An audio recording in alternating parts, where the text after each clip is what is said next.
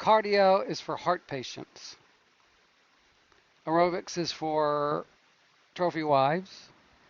And endurance training is for athletes. I'm Daniel. Welcome back to the channel. I am a fitness enthusiast, and for the purposes of this video, I don't think I have a heart problem. I'm not sure. Maybe I do, maybe I don't. But for the purposes of this video, it's unimportant. The original version of that, what I said was cardio is for heart patients, aerobics is for sorority girls, and endurance training is for athletes. Another version I've heard in classes is aerobics is for heart improvement. No, cardio is for heart improvement. Aerobics is for fat burning. Endurance training is for athletes. So there's these classifications of spectrum of the same activity. It's I'm going to really be talking about the endurance training aspect. I don't bother with the cardio. I don't like that word. That's from my history of HIIT. I don't know for sure whether or not aerobics or cardiovascular training or steady state or whatever people want to call it actually does something for the heart. I suppose it does. I think it does. I'm told it does. The effects I have felt from cardiovascular exercise, or for me, endurance training, were very obvious. I could produce more effort for a much longer time if I was trained. My heart rate would recover from a continuous effort much more quickly if I was trained, if I'd been doing cardiovascular exercises. So there's that. Question. Would a DoorDash or Uber Eats bicycle delivery person need to do cardio? I don't think so. So is he doing cardio or is he working? Or is he getting paid to do cardio? Here's an idea. What people do these type of activities for is different. I think the average person goes and does these activities for fun, especially things like biking. That's going to be more enjoyment. Running, biking, rowing, all these activities of steady physical effort do produce an effect. Some people deny that. I don't. They do produce an effect. They produce a positive effect, but they can produce negative effects. I'll get into more about that. Most HIIT training philosophy either denies the existence of the cardiovascular effect from steady state, or minimizes the effect versus running, the problems with running. They all focus on running and biking. Most of these theories about cardiovascular activity are, I won't even call it theories, they're more hypotheses. I'm not going to get into, I'll let the HIIT community go with their troubles on cardio. I agree with some of it. I'm not convinced about some of their other arguments. I'm not going to say I disagree because I don't. I just don't, I'm not convinced. They haven't produced enough to convince me yet. I do some of these activities, but not for the same reasons. If I run because I need to practice running. When I run, I practice sprinting. I will run close by. Sometimes I will run and practice from the point to from the back part of the property to the front, run through the house. I really want to get a good feel of my own property, running back and forth across it if I have to. The most likely time you are going to run in your life is going to be an all-out sprint. It is not going to be a jog. It is not going to be a even keeled pace that you can keep going, you are going to begin an all-out effort either to get away from fire, to save your child or spouse, or save someone. But you will have to run. That it is inevitable. Someday you will have to run. If you have practiced the mechanics of doing it, like sprinting, if you know the body position and you practice it, your body will go right to it. Couple of last week actually, shortly after one of the videos I posted, my neighbor back here decided to have a cookout on their enclosed patio. You can imagine what the rest of us here saw. Smoke coming out of an enclosed patio. We thought the house was on fire. I thought the house was on fire. Here I am, post-surgery, radical prostatectomy, radical robotic prostatectomy. I had my prostate taken out. 3.5 weeks after, 4 weeks after surgery, I see from right here smoke coming out of the house. I'm like, I literally sprint around post-surgery, get over there. Oh, it's a cookout. Okay, still. Had it been a fire, I mean, I really wanted to save my neighbor's dogs. That was my motivation. I ran over there, and when I say ran, I mean I sprinted as best I could. That was not a normal sprint for me. That was a post-surgery sprint. It was more like a really fast walk, and it hurt. The next day, my body ached and hurt. But I suspect it would have hurt way worse had I not been practiced at sprinting. So I do things like that before I go sprinting, or before I practice sprinting before something like that happens. The same with biking. I have 2 folding bikes on the RV that we take with us. We don't ride them much because biking gets uncomfortable, especially, hopefully it will be less uncomfortable in the future because I don't have the prostate issues anymore.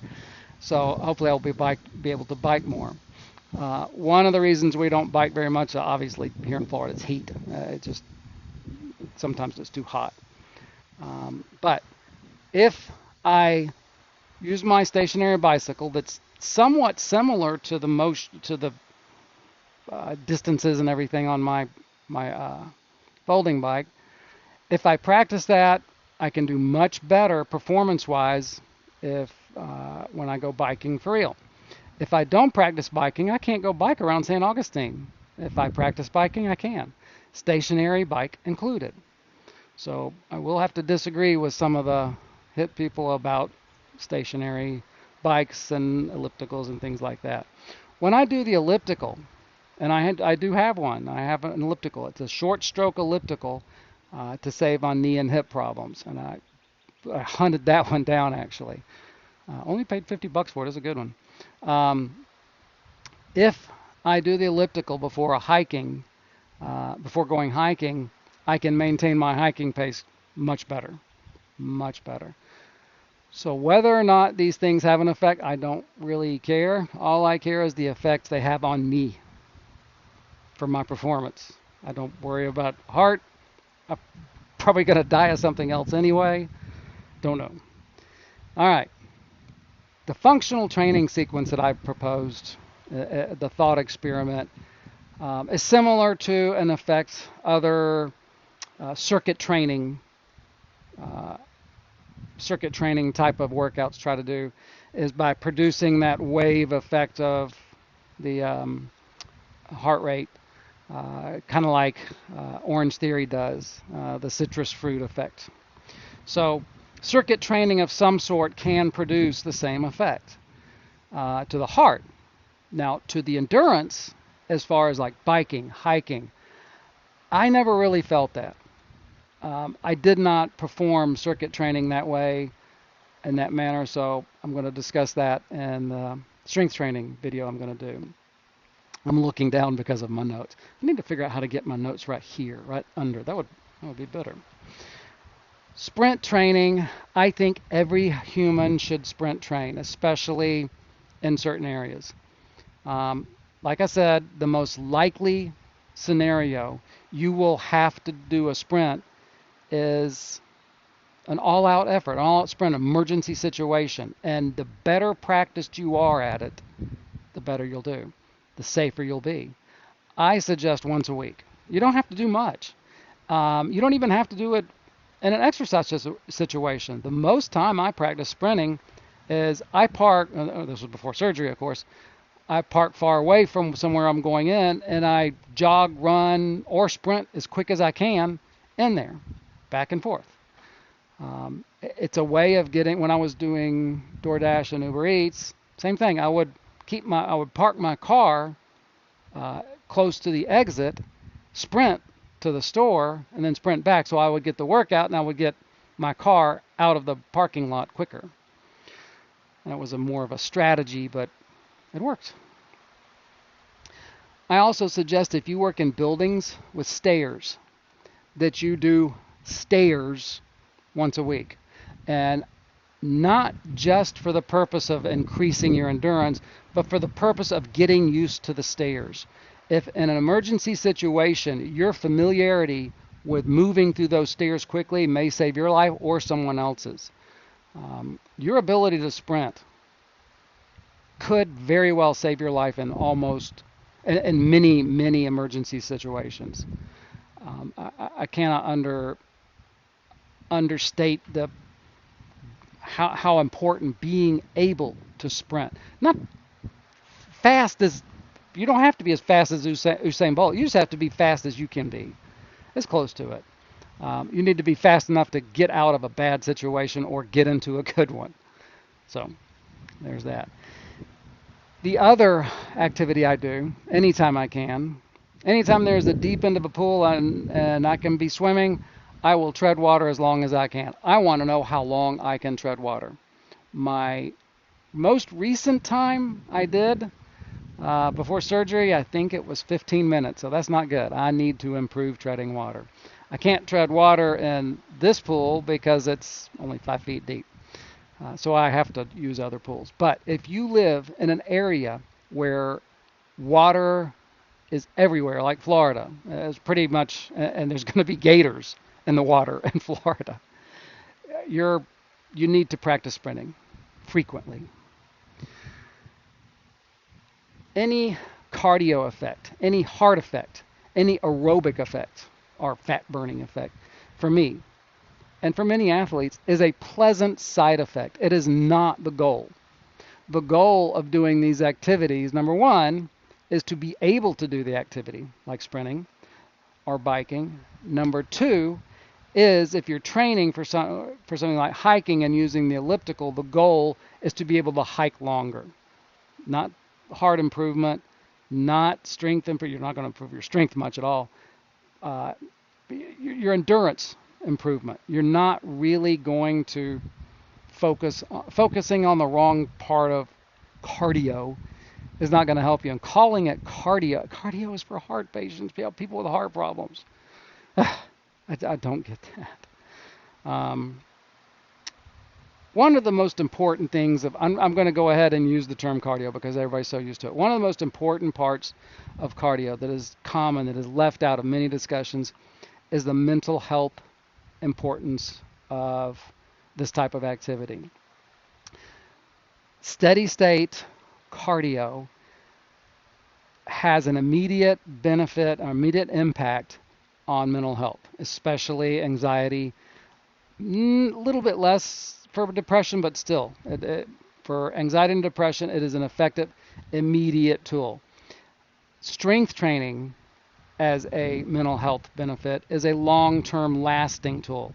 Cardiovascular, if you go for a run, if you go for a walk, if you go for a bike, you're going to have an immediate chemical effect, an immediate neurological effect on your emotions.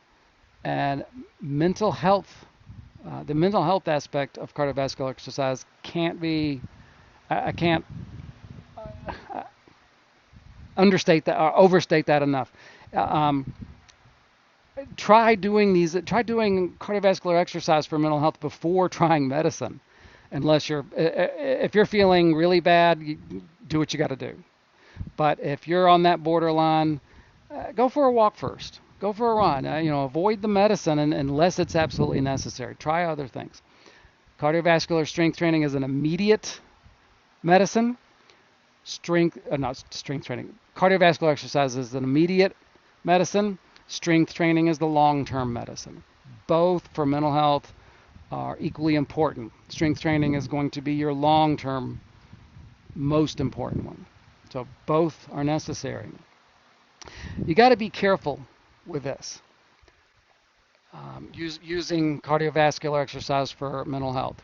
In the neighborhood I used to live in, there was a person ran around our neighborhood. Um, she was a nice person as far as I knew. I spoke with her once or twice. A nice person, but when she ran with such bizarre and odd body mechanics. It could be nothing but painful. There was no way running the way she was running was helpful at all. It looked more like a form of self-punishment. And I think some people that I see, if when you see people just looking like they're miserable, they're not running correctly.